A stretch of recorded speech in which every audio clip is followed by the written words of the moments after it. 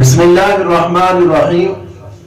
الحمدللہ، اللہ تعالیٰ کے فضل و کرم سے ہم تجوید کورس کا آغاز کر چکے تھے۔ آج ہمارا دوسرا دن ہے اور آج ہم تجوید کورس کی پہلی کتاب کو شروع کرنے جا رہے ہیں۔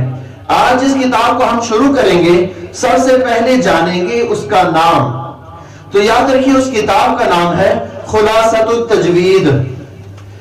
کتاب کا نام جاننا انتہائی ضروری ہوتا ہے کہ آپ جو کتاب پڑھ رہے ہیں اس کتاب کا نام کیا ہے، اور کتاب کے نام کے ساتھ ساتھ ایک اور چیز کا جاننا وہ انتہائی ضروری ہوتا ہے، وہ کتاب کے مصنف کا نام ہے کہ کتاب کے مصنف کا نام کیا ہے جو آپ کتاب پڑھنے جا رہے ہیں۔ زندگی میں میری بات یاد رکھیے گا، آپ کوئی بھی کتاب پکڑ لیں، آپ اس کتاب کا سب سے پہلے نام دیکھیں کہ اس کتاب کا نام کیا ہے، میں کس کتاب کو پڑھنے جا رہا ہوں، اور پھر دوسرے نمبر پر مصنف کا نام دیکھیں، میں جو کتاب پڑھنے جا رہا ہوں اس کے مصنف کا نام کیا ہے۔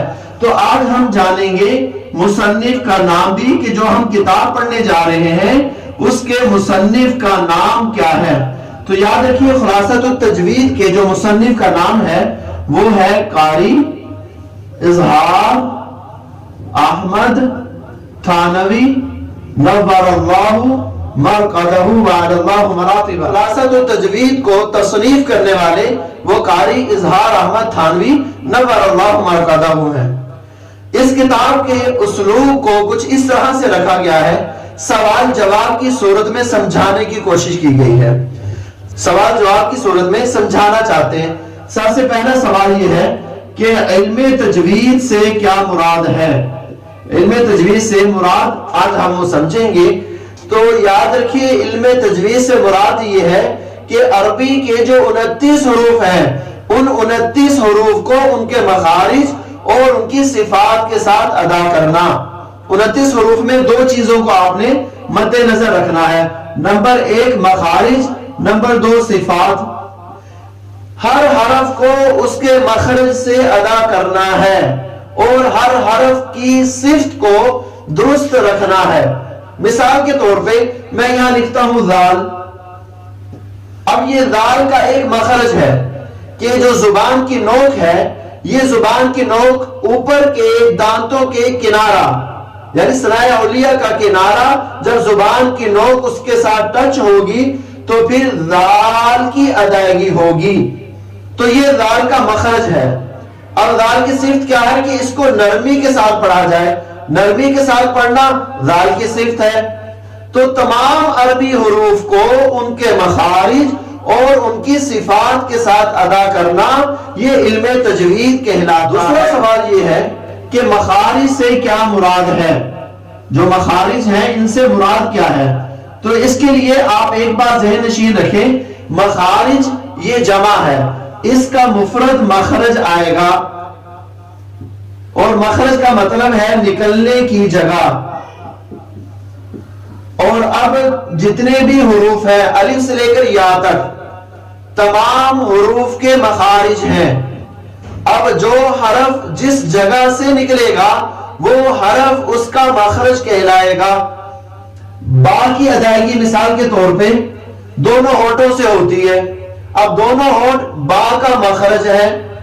اسی طرح تا جہاں سے نکلے گی وہ تا کا مخرج ہوگا، ثا جہاں سے نکلے گی وہ ثا کا مخرج ہوگا، جیم جہاں سے نکلے گا وہ جیم کا مخرج ہوگا۔ تمام حروف کے مخارج ہیں اور ہر حرف کا ایک مخرج ہے۔ مخرج مفرد ہے، مخارج جمع ہے، اور مخرج کا مطلب نکلنے کی جگہ ہے۔ وہ تیسرا سوال یہ ہے کہ مخارج کے مواقع کتنے ہیں، مخارج کے مواقع کتنے ہیں۔ اور مواقع کہتے ہیں جگہوں کو، یعنی مخارج کے نکلنے کی جگہ کتنی ہے، وہ کتنی جگہ ہیں جہاں سے مخارج کی ادائیگی ہوتی ہے۔ یاد رکھیے وہ 5 جگہ ہیں جہاں سے مخارج کی ادائیگی ہوتی ہے۔ نمبر 1 زبان ہے، نمبر 2 ہونٹ ہے، نمبر 3 حلق ہے، نمبر 4 وہ جوف دہن ہے، اور نمبر 5 وہ خیشوم ہے۔ 1 2 3 4 5 یہ 5 مخارج کے مواقع ہیں. ان 5 جگہوں سے مخارج کی ادائیگی ہوتی ہے. ان کو یاد رکھنے کے لیے بڑا آسان طریقہ آپ کو بتلا رہا ہوں. دیکھیں یہ فرض کریں آپ زبان ہے, یہ زبان اور یہ حلق. اب زبان سے آگے وہ ہونٹ ہوتے ہیں, زبان سے پیچھے وہ حلق ہوتا ہے, زبان کے اوپر جوف دہن یعنی منہ کا خلا ہوتا ہے, اور منہ کے خلا کے ساتھ ہی خیشوم جہاں سے غننے کی ادائیگی ہوتی ہے, یہ ناک کا بانسا یہ اوپر ہوتا ہے. تو لہذا آپ کے لیے یاد رکھنا بہت آسان ہوگا, زبان, ہونٹ, حلق, جوف دہن اور خیشوم, یہ 5 مواقع ہیں مخارج کے جہاں سے مخرج. اس کے بعد چوتھے نمبر پر جو سوال ذکر کیا گیا وہ یہ کہ صفات سے مراد. اس میں یہ بات ذہن میں رکھنی ہے,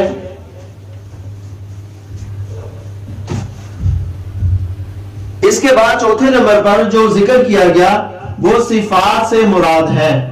صفات سے مراد. اب صفات سے مراد کیا ہے؟ سب سے پہلے یہ سمجھے کہ یہ جو صفات ہے یہ صفت کی جمع ہے, صفت کی جمع ہے. اب صفت واحد ہے اور صفات جمع ہے. جیسے کہ ہر چیز کی ہم صفات پڑھتے ہیں نا, اچھا, خوبصورت دروازہ, اور اسی طرح سے اچھا باغ, ذہین لڑکا, جس طرح سے ہم یہ صفات پڑھتے ہیں, اسی طرح عربی کے جو حروف تہجی ہیں 29 حروف, ان کی بھی صفات ہیں. اب صفات 2 قسم کی ہیں, یا تو وہ صفت لازمہ ہوگی یا وہ عارضہ ہوگی. اس کی تفصیل انشاءاللہ ہم اگلے اسباب میں پڑھیں گے. یہاں پر صرف یہ بات ذہن نشین کر لیں, صفت لازمہ وہ صفت ہوتی ہے جو ہر صورت میں حرف کے ساتھ چمٹی رہے, کبھی بھی جدا نہ ہو. جیسے کہ قاف, اب اس کو ہر صورت میں پر پڑھا جائے گا, یہ ایسی صفت ہے, یہ اس حرف کے ساتھ چمٹی ہوئی ہے, کسی صورت میں بھی جدا نہیں ہوتی. اب صفت عارضہ اس صفت کو کہتے ہیں جو کبھی آئے اور کبھی جائے. مثال کے طور پہ را کو کبھی پر پڑھا جائے گا, کبھی باریک پڑھا جائے گا. آئندہ آنے والے اسباب میں دیکھیں گے کہ کب پر پڑھا جاتا ہے اور کب باریک پڑھا جاتا ہے. اسی طرح لفظ اللہ, لفظ اللہ بعض صورتوں میں پر پڑھیں گے اور بعض صورتوں میں باریک پڑھیں گے. جیسے بسم اللہ, لفظ اللہ باریک پڑھا جا رہا ہے. اللہم, اب یہاں پر پر پڑھا جا رہا ہے. اب کیسے پر پڑھنا ہے, کس وقت پر پڑھنا ہے, کس وقت باریک, انشاءاللہ آئندہ آنے والے اسباب میں ہم اس کو بیان کریں گے. اللہ تعالی ہمارے اس سبق کو اپنی بارگاہ میں شرف قبولیت عطا فرمائے. آمین.